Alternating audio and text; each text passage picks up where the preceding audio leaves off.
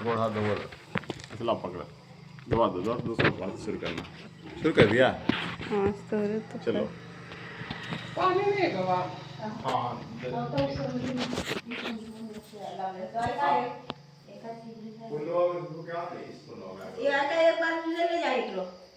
कमंडल ऊपर में से डुबा अध्याय श्री गणेशाय नमः। जाएगी जा, हाथ पैर धो लेना जा। भक्तों को कल्पवृक्ष के समान फल देने वाले एक कमंडल ले जाना, वही ठंडा होगा। जहाँ भगवान देखो, को नमस्कार इस तरह करता घेरा होगा ना, हूँ। सोती नरों में है, श्रेष्ठ से भगवान भरना। नारायण को नमस्कार कर माता सरस्वती एवं जगत गुरु बोतल व्यास भरने जी दे को बेटा। सफलता प्राप्त करके निमित्त प्रणाम करता हूँ। नहीं, नैमिषारण्य क्षेत्र में जग करने के लिए असित देवल बैल सुमंत पिपलोचन सुमति कश्यप जावाली भृगु अंगिरा वामदेव सुतिच्न सर्वंग पर्वत आपस्तम मांडव अगस्त कात्यायन रवितर रिभु कपिल रैव गौतम मुदगल कौशिक गालव ऋतु अत्रि बभरु ऋतत्र शक्ति बुद्धि बौद्धाम वसु कौंडिक पृथु हास्ति धूम्र सकु संकृति शनि विभाटक पंक गर्ग कान्व जमदग्नि भारद्वाज धूपम मौन भार्गव कर्कश सौनक शतानंद विशालाक्ष विष्णुवर्धन जर्जर जप जंगम पार पासदर पूर महाकाल जैमिनी महागिरी महाबाहु दामोदर महाबल उदालक महासेन आर्त आमलक प्रिया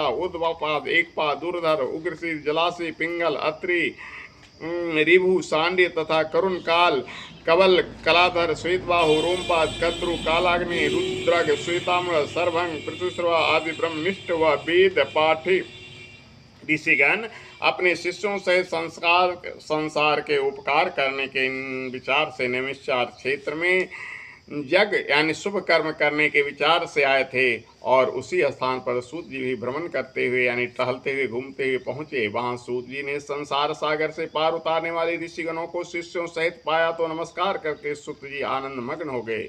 ऋषियों ने प्रसन्न मुख शांत सद्गुण युक्त परमार्थी आनंद स्वरूप मुनि सूत जी को ऊर्ध्व पुंड धारे नाम मुद्रा युक्त शंख चक्र ले गोपी चंदन लगाए तुलसी माला एवं जटाओं के मुकुट धरे हुए देखा। वह सब शास्त्रों के सर ज्ञाता जगत गुरु समान थे। वेद व्यास जी के कृपा पात्र होकर भी वे व्यास जी के समान ही इच्छा रहित थे। इनको देखकर समस्त मुनिजन एक ही साथ उठ खड़े हो गए। सूत जी ने कर जोड़कर यानी हाथ जोड़कर विनम्र होकर बारंबार ऋषियों को सिर झुकाया। तब ऋषि बोले, परम भागवत सूत जी आप चिरंजीवी हो, हमारे बनाए हुए इस उत्तम आसन पर विराजिए। सूत जी मुनियों से तपो वृद्धि पूछकर अपने आसन पर बैठ गए। जब सूत जी की थकान दूर हुई तो मुनियों ने पुण्य कथा सुनने के विचार से सूत जी से कहा। ऋषि बोले, हे सूत जी आप महाभागवान हो, गुरु कृपा से आपने भागवत रहस्यों का वर्णन करने की शक्ति प्राप्त की है। व्यास जी के शिष्यों में शिरोमणि आप हम सबके पूज्य हो।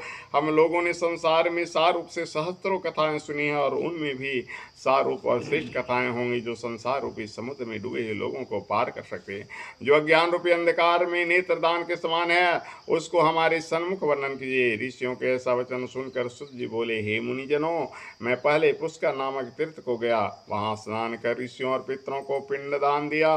तब जमुना तट गया, क्रमानुसार अन्य तीर्थों में होता हुआ गंगा तट पर आया। फिर काशी होकर गया पहुंचा, वहां भी पितरों को पिंडदान करके बेनी और कृष्णा होकर गंडकी में स्नान करता हुआ पुलह मुनि के आश्रम में गया।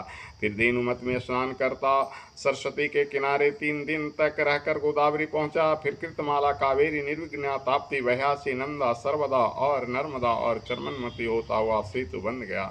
वहां से बद्रिकाश्रम पहुंचा, वहां नारायण का दर्शन कर तपस्वियों को नमस्कार और स्तुति कर सिद्ध क्षेत्र आया। इन सभी तीर्थों में भ्रमण पर्यटन करते हुए जंगल देश होता हुआ मैं हस्तिनापुर पहुंचा। वहां पर महापुण्यवान राजा परीक्षित बहुत से ऋषियों के साथ गंगा को जा रहा था। उनमें कोई देवर्षि था, कोई निराहारी, कोई वायु भक्षण करने वाला, कोई पत्ते खाकर रहने वाले, कोई केवल श्वास के बल पर जीने वाला, कोई फलाहारी, कोई फेन का आहार करता था। हे प्रभु मैं उनसे पूछने गया कि वहाँ भगवान के तेजवत महामुनि व्यासपुत्र प्रतापी श्री सुखदेव जी आ पहुँचे, जिनका मन भगवान श्री कृष्ण के चरण कमलों में लगा हुआ था। महामुनि सुखदेव जी को देखकर समस्त मुनिगण एक साथ उठकर हाथ को जोड़े खड़े हो गए। तब मुनियों के बनाए कमल चक्र जैसे ऊंचे आसन पर सुखदेव जी विराजे। वहां ज्ञान रूपी समुद्र को आनंद देने वाले चंद्र समान ऋषि सुखदेव जी ऋषियों द्वारा पूजे गए। बोलिए वृंदावन बिहारी लाल की जय।